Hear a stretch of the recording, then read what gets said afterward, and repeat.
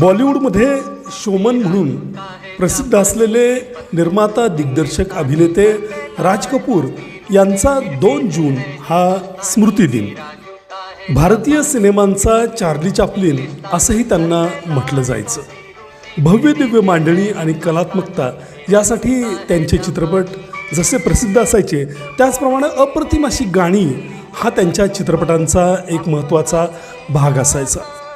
2005 सालच्या टाईम पत्रिकेनं त्यांना जगभरातील सिनेमातील 10 महान व्यक्तिमत्वांपैकी एक गणलं होतं. राज कपूर यांना पद्मभूषण आणि दादासाहेब फाळके पुरस्कारांनीही गौरवण्यात आलेलं होतं. त्यांच्या कारकिर्दीमध्ये त्यांना 3 राष्ट्रीय चित्रपट पुरस्कार, 11 फिल्मफेअर पुरस्कार आणि 21 फिल्मफेअरचे नामांकन मिळाले.